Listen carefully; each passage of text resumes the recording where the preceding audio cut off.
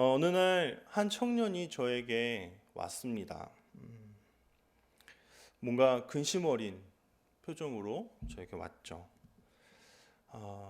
그 친구가 가정 안에서 굉장히 어떤 갈등이 있다라는 건 저는 미리 알고 있었습니다. 근데 그 갈등의 주 요인이 어머니였습니다. 어머니도 신앙을 가지고 계셨지만 뭔가 자기 어떤 그런 고집적인 부분들이 있어서 교회 안에서도 그리고 가정에서도 뭔가 계속 그 청년과 트러블을 일으키는 것을, 그리고 그 성도들과 트러블을 일으키는 것 때문에 자기가 오히려 때로는 교회에서 막 좀 얼굴을 피하고 싶을 때가 있었던 것을 저에게 여러 번 얘기한 적이 있었습니다. 그때 그 청년이 찾아와서 저에게 어떤 고민을 털어놨던 것도 어머니와 갈등에 대한 문제였습니다. 아마 그 주에 어떤 어머니와 어떤 일이 있었던 것 같습니다. 그래서 그 청년이 하는 그런 넋두리를 다 들어주었습니다. 근데 그때 제가 그 청년에게 이렇게 얘기했습니다. 근데 그게 아마 너가 져야 될 십자가일 거야. 그것이 너가 져야 되는 십자가인가 보다. 아마 그때 제 기억에 제가 너무 열심히 성경을 읽어서요. 그리고 때로는 어떤 책 때문에 너무 고무되어 있어서 지금은 조금 더 부드럽게 이야기할 수 있었을 텐데 좀 이런 직설적으로 바로 이런 성경의 이야기로 이렇게 접근했던 것이 그때는 좀 실수였던 것 같아요. 그래서 그 청년이 그 말을 듣고 안색이 변했습니다. 바로 그 앞에서요. 내가 왜 그 십자가를 져야 하냐라고 저한테 오히려 반문을 하더라고요. 어머니는 나보다 신앙생활도 더 먼저 했고 나보다 어른인데 내가 어떻게 그 어머니를 할 수 있겠냐라는 거예요. 근데 저는 어떤 마음에서 그 말을 했냐면, 어쨌든 그 가정 안에 그 청년이 속해 있고 그리고 그 가정 안에 어떠한 갈등이 있다라는 것을 그는 인식하고 있기 때문에 그것은 그가 포기하지 말고 기도하고 그리고 또 가정 안에서 해결해 나가야 되는 어떠한 문제이기 때문에 아마 제가 그렇게 말을 했던 것 같아요. 어쨌든 그 대화는 제가 미안하다고 하고 끝난 것 같습니다. 그 미안하다. 내가 그렇게 얘기했어.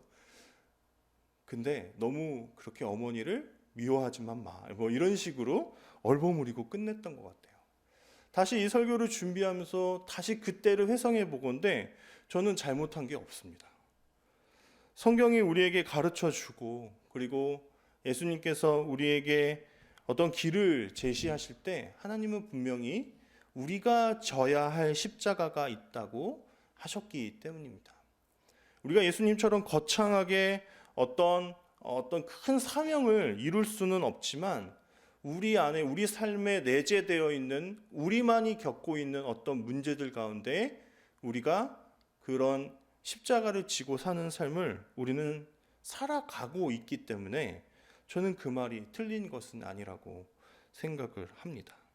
물론 그 청년의 그 분노하고 있는 그 마음을 헤아리지 못한 것은 제가 잘못이지만 그 말 자체가요, 저는 틀리지 않았다고 생각을 합니다. 어렵고 골치 아프고 귀찮고요. 그러한 것처럼 보이는 일이라도 하나님께서는 그 안에 하나님께서 원하시는 우리의 어떤 삶의 방향이 있기 때문입니다. 깨어지고 상한 그 가정을 누가 품고 누가 기도하겠습니까? 그 청년 그리고 그 가족들이 아니면 그것이 불가능한 일일 것입니다. 그런데 대부분의 사람들은 이런 골치 아픈 일들 지려고 하지 않습니다. 그것을 좀 나와 멀리 떨어뜨려 놓고 싶어 합니다. 그러한 갈등이 심해질 때는 이걸 좀 그냥 무시하고 아예 좀 떨어져서 사는 게 좋겠다 하는 생각도 하게 됩니다. 이러한 생각은 꼭 이 현대를 사는 사람만 그런 것은 아닌 듯 보여요. 누구라도 어느 시대에라도 좀 더 넓고 그리고 좋은 길로 가고 싶어 할 겁니다. 예수님이 명령하신 것처럼 십자가를 지고 살아가는 것, 어떤 고난의 길로 들어가는 것, 골치 아픈 일에 뛰어드는 건 그거 그렇게 반가운 일이 아닌 거죠. 예수님이 공생애를 사시던 그 시대에도 그러했던 것 같습니다. 오늘 가이사 빌립보에 이르러서 예수님께서 제자들에게 물으셨습니다. 너희는 인자를 누구라 하느냐라고요. 이 가이사 빌립보라는 이 도시는 원래 이 도시의 이름이 이러지 않았거든요. 그런데 분봉왕 빌립이 이 지역을 다스릴 때에 아구스도 황제를 찬양하고 그를 칭송하기 위해, 그러니까 아부 떨기 위한 거죠. 그래서 그 도시를 가이사랴라는 이름으로 이렇게 개명을 해서 부르기 시작한 도시입니다. 그러니까 황제의 논리, 황제의 원리가 가득한 그러한 지역이죠. 이곳에는 이방인들이 많이 살았습니다. 그리고 그곳에는 이방 신전과 이방인들의 동굴까지도 발견되는 그런 곳입니다. 그곳에서 예수님께서 너희는 나를 누구라고 하냐라고 한 질문은 굉장히 그 황제의 그 권위, 거기에 전면적으로 도전장을 내미는 그런 질문입니다. 그 당시에 대다수의 사람들이 그 로마의 식민지 가운데 살면서 어떻게 하면 편안하고 안락하게 살 것인가를 고민하던 시대이거든요. 그 제자들도 사실 예수님을 만나기 전까지는 다르지 않았습니다. 그냥 조용조용히 그냥 물고기나 잡으면서 그냥 큰 문제 일으키지 않고 그냥 세금 내면서 살아가려고 했던 것이 그들의 삶이었거든요. 근데 그들에게 그러한 질문을 했을 때 아마 그들도 이거는 굉장히 내가 이렇게 대답하면 황제의 권위에 도전되는 것인데 라는 생각이 들었을 수도 있습니다. 하지만 그러한 걱정을 뚫고 베드로가 대답합니다. 주는 그리스도시요 살아계신 하나님의 아들이라고. 주이시고 구원자이시고 신의 아들이다. 이 모든 것은 그 당시에 로마 황제를 표현하는 단어들이었거든요. 근데 로마 황제가 아니라 바로 여기 계신 예수께서 주이시고 그리스도이시고 살아계신 하나님의 아들이다라고 얘기한 것은 굉장히 놀라운 신앙 고백이 아닐 수 없습니다. 근데 이렇게 분위기가 굉장히 고조된 그때에 갑자기 예수님께서 자신의 고난과 죽음에 대해서 처음으로 예고를 하십니다. 굉장히 엉뚱한 어떤 상황인 듯 보여요. 지금 굉장히 분위기 좋은데 완전히 베드로 너의 반석 위에 내가 교회를 세울게 하는 이런 놀라운 하나님의 예수 그리스도의 어떤 칭찬까지 이어진 그 순간이었는데 갑자기 이어서 자신이 고난받을 것 그리고 죽게 될 것을 예고하십니다. 그래서 거기에 대해서 베드로가요 이렇게 반응합니다. 22절입니다. 함께 읽습니다. 베드로가 예수를 붙들고 항변하여 이르되 주여 그리 마옵소서 이 일이 결코 죽게 미치지 아니하리이다. 언뜻 보면 베드로가 굉장히 예수님을 사랑해서 죽는다니요 무슨 말씀이세요? 그렇게 말씀하지 마세요 라고 한 정도로만 보이는데요. 사실 이 항변하다는 단어를 좀 살펴보면 좀 이 상황이 그렇게 간단하지 않고 좀 심각하다라는 것을 깨닫게 됩니다. 항변하다라는 단어인 에피티마오는 이런 뜻을 가지고 있습니다. 비난하다, 책망하다, 훈계하다, 금하다, 엄격하게 따지다. 이 단어가 어떤 뜻으로 해석되어진다 하더라도 그냥 단순히 따져 물었다 정도가 아니라 비난을 했을 수도 있고요. 오히려 예수님을 책망했을 수도 있습니다. 예수님 지금 분위기 좋은데 왜 그런 말씀하세요? 진짜 앞으로는 그렇게 하지 마세요라고 완전히 무안을 주는 정도의 말일 수 있습니다. 훈계를 했다는 말도 그렇고 엄격하게 따졌다는 말도 그렇습니다. 베드로가 한 말이 굉장히 뭐라고 할까요? 예수님을 모욕하는 말일 수도 있었습니다. 이런 행동들이요. 왜 그랬을까요? 베드로가 저는 먼저 왜 이렇게까지 불끈했을까를 먼저 생각해 보았습니다. 많은 사람들이 그런 길은 전혀 생각하지 않았기 때문입니다. 저에게 다가와서 우리의 가정의 문제가 이렇고 우리 어머니 때문에 내가 이렇게 힘듭니다라고 얘기하는 그 사람도 아마 적절한 저의 위로의 말을 받기를 원했을 가능성이 큽니다. 그냥 어떤 그것이 너가 져야 될 짐이다, 너가 또 그 어머니를 품고 기도해야 된다라는 이러한 어떤 그에게 어떤 행동을 요구하는 이런 말, 이런 걸 원하지 않았던 듯 보여요. 아마 그 당시에 베드로와 제자들도 마찬가지였던 것 같아요.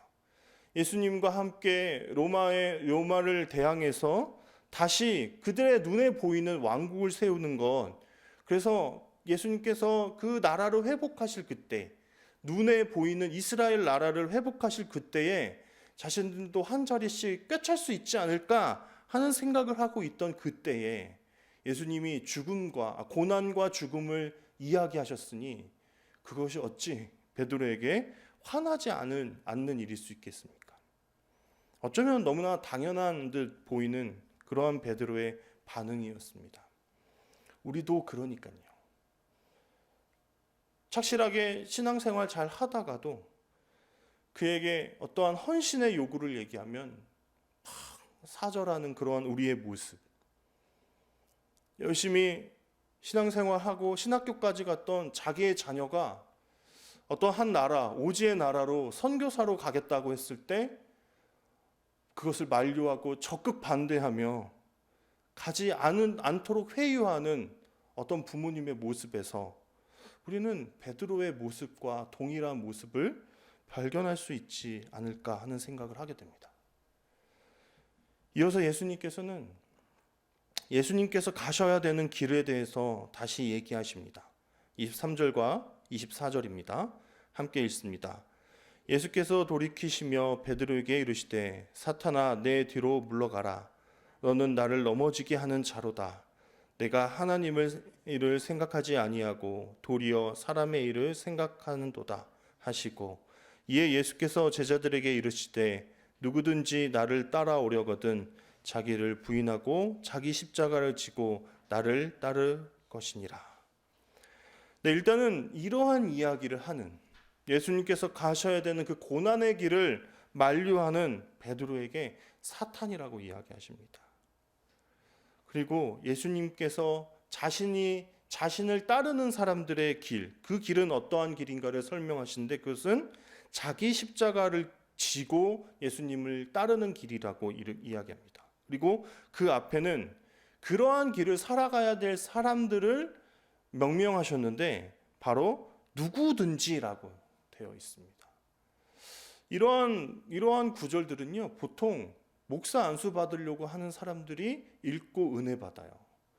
별로 평범한 신앙생활을 하시는 분들의 이 구절을 가지고 은혜 받았다라고 하는 분들을 많이 보지 못했습니다. 근데 저는 그것도 오류입니다. 오류라고 생각합니다. 그거를 일부 어떤 특별한 직분에, 특별한 자리에 가려고 하는 사람들만 이 구절의 은혜를 받는다고 하는 거, 그것도 문제이고요. 평범한 신앙생활을 하려고 하는 사람들은 이 구절은 자기에게 해당되지 않는 구절이다라고 여기는 것도 저는 문제라고 생각합니다. 예수님께서는 누구든지라고 얘기하셨습니다. 누구든지 나의 제자가 되려면, 나의 사람이 되려면, 하나님 나라의 백성이 되려면 자기 십자가를 지고 나를 따라야 된다라고 말씀하셨기 때문입니다. 아마 이 말싸움, 이 욕 배틀에서요, 예수님께서 승리하신 듯 보입니다. 그렇죠? 베드로는 예수님을 막 훈계하고 따지고 책망하고 비난했지만 예수님은 그들이 듣고 싶지 않아 하는 최고의 이야기를 하십니다. 내 길을 막는 자는 사탄이라고요. 뒤로 물러가라고요. 우리가 얼마나 많은 순간 하나님의 길을 오해하고 하나님께서 우리에게 명령하신 그 길을 살아가지 못하고 있는지 우리는 다시 이 말씀을 통해서 살펴볼 필요가 있습니다. 이러한 고난의 길을 가지 않는 기독교 사회를 향해서 한 신학자, 실존주의 철학자인 키르케고르라는 이 신학자는 이렇게 이야기합니다. 기독교가 너무 많은 오해를 받고 있다. 기독교가 받는 가장 큰 오해는 고난의 길에 있고 쉽고 편한 길이 있다라고 생각하는 거다. 그러니까 고난과 길이 있다라는 것, 다른 길이 있다라는 거를 생각하는 것 자체가 오류라고 하는 거예요. 예수님께서 명하신 길은 그냥 고난일 뿐인데요. 대표적으로 한 구절을 들면서 기독교의 오해를 이어서 설명합니다. 마태복음 11장 28절에서 30절까지 말씀입니다. 우리 한 목소리로 읽어보도록 하겠습니다. 시작. 수고하고 무거운 짐진 자들아 다 내게로 오라. 내가 너희를 쉬게 하리라. 나는 마음이 온유하고 겸손하니 나의 멍에를 메고 내게 배우라. 그리하면 너희 마음이 쉼을 얻으리라. 이는 내 멍에는 쉽고 내 짐은 가벼움이라 하시니라. 키에르케고르가 얘기하는 그 일반 그러니까 그 기독교 사회가 그 예수 그리스도의 그 길을 오해하고 있는 것 중에 하나는 예수님의 멍에, 예수님의 길이 쉽고 가볍다라고 했던 이 구절 때문이다라고 이야기를 해요. 그래서 키에르케고르는 이 구절을 쉽고 가볍다라고 얘기하기보다는 유익하다라고 해석하는 것이 좋다라고 합니다. 제가 거기다가 설명을 좀 보태 보았습니다. 유익하다는 말이 뭘까요? 쉽고 가볍다라는 말을 왜 그렇게 간단하게 설명해야 했던 걸까요? 복잡하지 않고 단순하며 어렵지 않고 쉽다. 수많은 조항과 규칙으로 혼란스럽게 하는 것이 아니라 그저 나 예수님을 따르면 된다라고 예수님은 얘기하셨던 것 같습니다. 그러니까 그 당시에 많은 사람들이 얼마나 많은 율법 조항에 시달리고 있었습니까? 안식일은 사람들을 위한 것인데 마치 그 법령 자체를 지키는 것 자체가 안식일을 거룩하게 지키는 거다라고 생각해서 얼마나 그 날들을 철저하게 지키려고 애썼습니까? 그때 병자가 있어도 소가 구덩이에 빠져도 그것을 구할 수 없다라고 얘기하는 것, 그것을 그들은 안식일로 지키고 있었거든요. 그런데 그런 모든 것들, 그들이 장로의 전통이라고 이야기하며 잘못 섬기고 지키고 있던 그 모든 것들은 예수님 안에서 굉장히 간단해지고 쉽고 명료해집니다. 어떻게 명료해지냐? 예수님을 따르면 되는 겁니다. 예수님이 가신 길로 가면 되는 겁니다. 예수님께서 명령하신 그 뜻에 따라서 순종하면서 살려고 하면 되는 겁니다.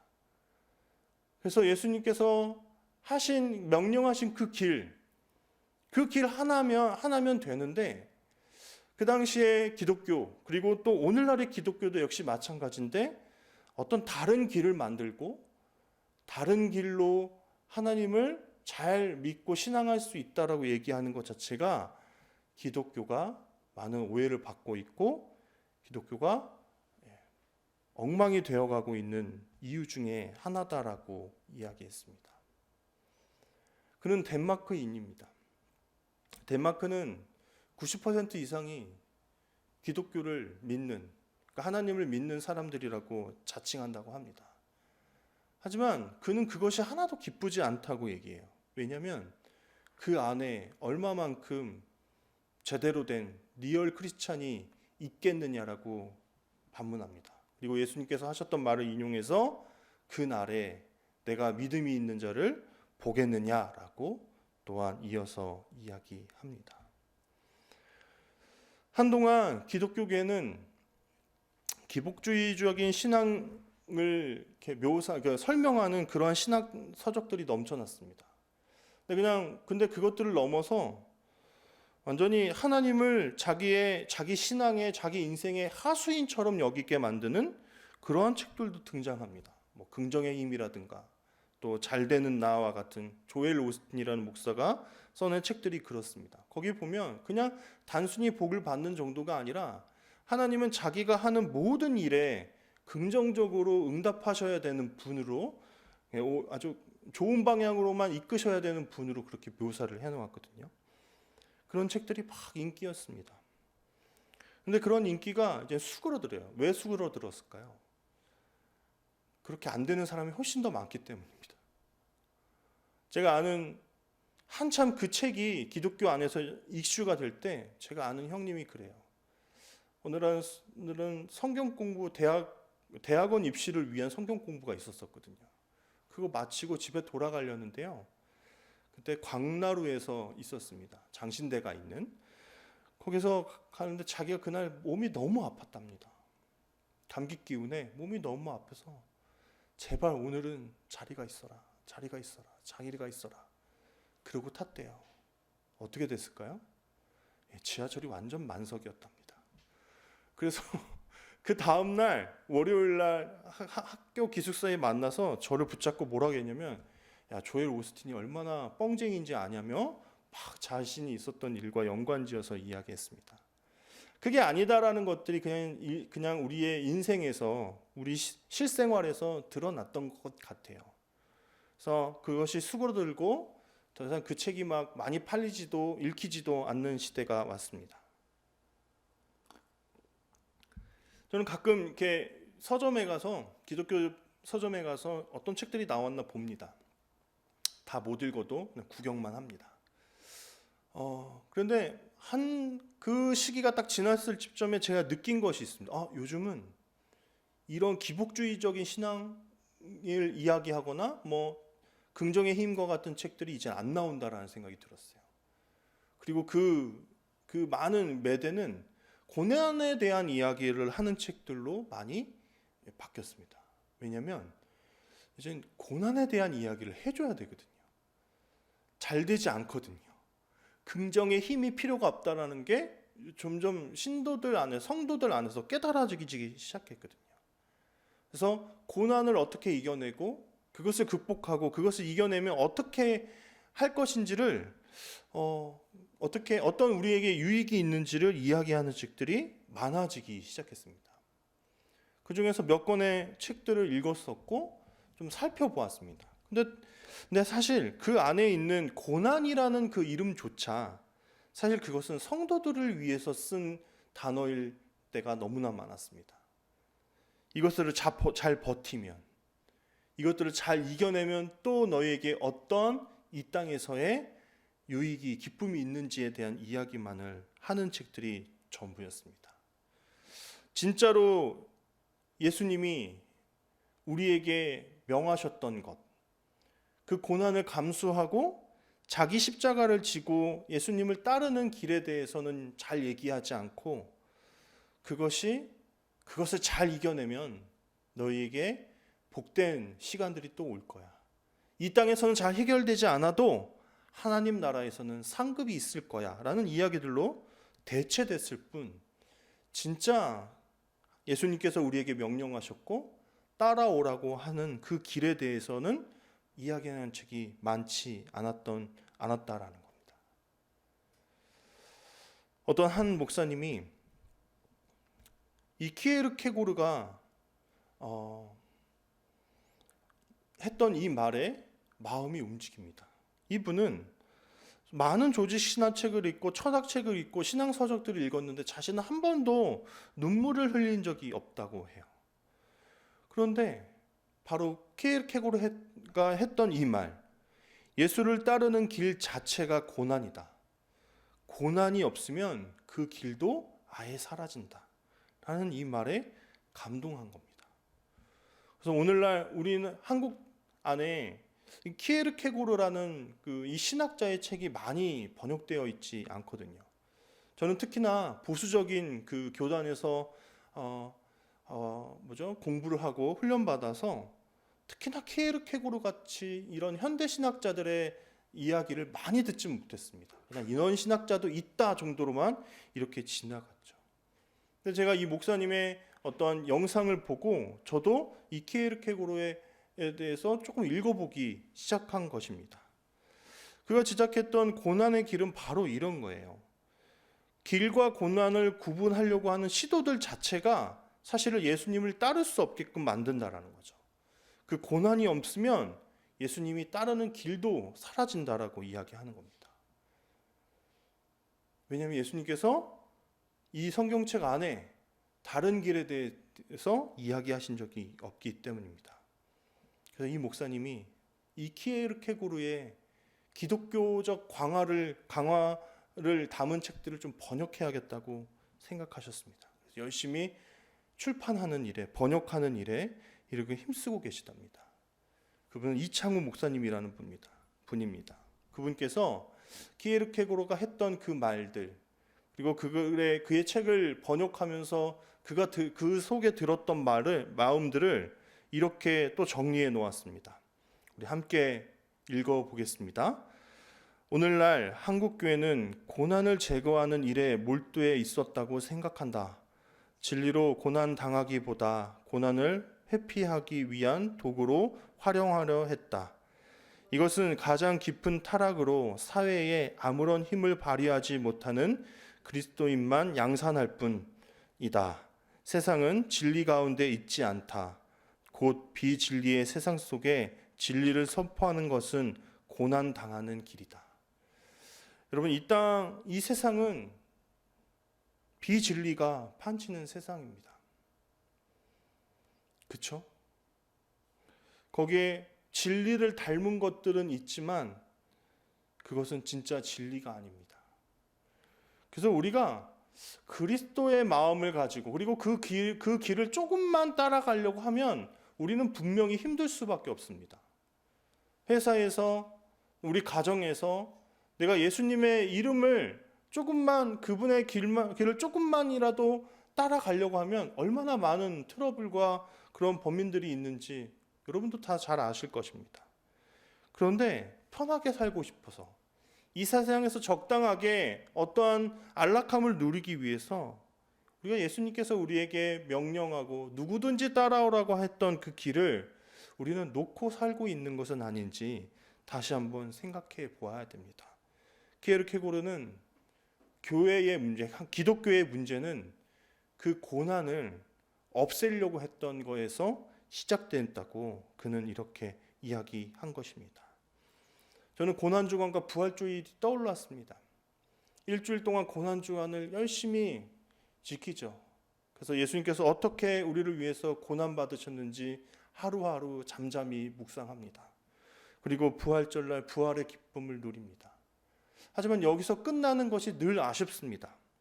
오늘 말씀에 비춰보았을 때 그 이후의 삶은 무엇이 되어야 되냐면 십자가가 어떻게 우리 죄를 해결했고 또 그리고 그것이 어떻게 우리에게 큰 은혜인지까지는 알았는데 그 십자가를 이젠 내가 지고 우리의 삶에서 어떠한 삶을 살아야 될 것인가는 더 이상 고민하지 않는다면 사실 우리가 수많은 시간 동안 고난을 묵상하고 또 부활절을 기념한다 한들 사실 그것은 예수 그리스도의 바람에 미치지 못하는 것이 아닌가 하는 생각을 하게 됩니다.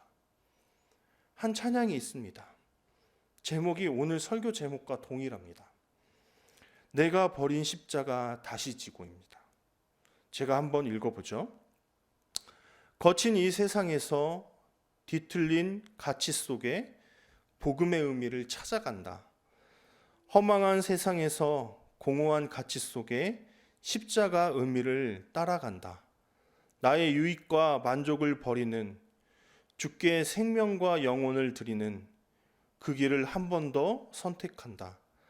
내가 버린 십자가 다시 지고 결코 시들지 않는 주의 영광 위에 내가 놓친 진리를 다시 잡고 절대 변하지 않는 주의 약속 믿어 예수 따라가리.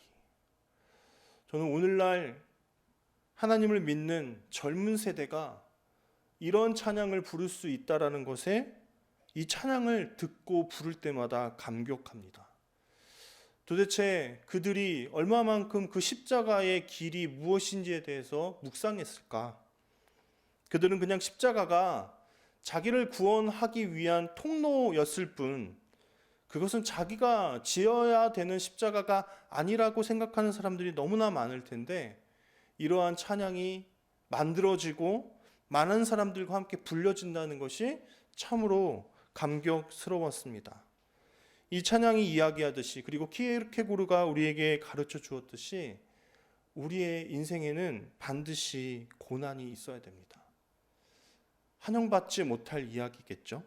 하지만 그것이 예수님께서 우리에게 따라오라고 하신 그 길이기 때문에 우리는 그 길을 놓지 말아야 합니다. 우리의 가정에는 우리가 하나님의 마음으로 일으켜 세워야 되는 우리의 가족, 자녀들이 있습니다. 우리는 세상 속에서 하나님을 믿지 않는 사람들 앞에 설 때에 하나님의 마음이 그리고 기독교의 가치가 세상의 것과는 다르다라는 것을 힘써 보여줘야 되는 사람들입니다. 일부 기독교가 잘못된 길로 가고요. 막 정부와 싸우고요. 세습하고요. 그럴 때에 그거는 올바른 기독교가 아니다. 정말 예수 그리스도의 길을 따라가는 사람들은 이러한 길을 살아갑니다라고 우리의 삶으로 보여줘야 되는 사람들입니다. 우리도 이 찬양 이야기했던 것처럼 너무나 한동안 십자가를 내려놓고 살아갔던 것은 아닌지 오늘 이 밤에 다시 묵상해 보았으면 좋겠습니다.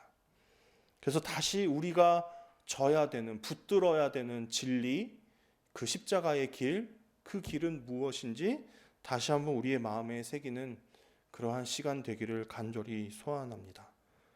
고난이 없으면 길도 없습니다.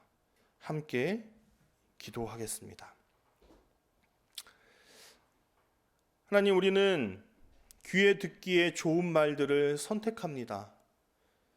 우리에게 뼈아픈 조언을 하는 사람도 있을 것이고, 우리는 목사님들의 설교를 통해서 굉장히 우리의 삶을 고쳐야 되는 수많은 설교들을 듣지만, 또한 그것이 내 의진과는 다를 때 그 말씀을 그냥 속으로 삼킬 뿐입니다. 하지만 이 시간, 그리고 우리가 수많은 시간 동안 놓쳤던 그러한 복음이 우리의 삶을 이 자리에 주저앉게 했던 것은 아닌지 다시 한번 우리 지난 시간들을 돌아보게 인도하여 주옵소서. 우리가 성경을 찬찬히 살펴보고 깊이 생각해 볼 때에 예수님께서 우리에게 따라오라고 하신 그 길은 오직 예수님을 따르는 길, 십자가를 지고 고난의 길을 가는 그 길밖에는 없는데, 우리는 다른 길, 잘되고 행복하고 예수님 때문에 내가 안락한 삶을 살아가는 그 길을 더욱더 사랑하고 따라가는 것은 아닌지 다시 한번 우리의 삶을 돌이킬 수 있도록 인도하여 주옵소서. 그러한 길을 따라갈 때에 하나님께서 우리와 동행하시며 우리를 위로하시고 또한 영원한 영광의 나라에 이르게 할 때까지 우리와 함께 하신다라는 그 사실을 다시 한번 우리의 마음에 새기며 우리가 놓았던 그 길을 다시 한번 살아갈 수 있게 되는 예인 가족과 또 제가 될 수 있도록 인도하여 주옵소서. 이 모든 것 예수님의 이름으로 기도합니다. 아멘.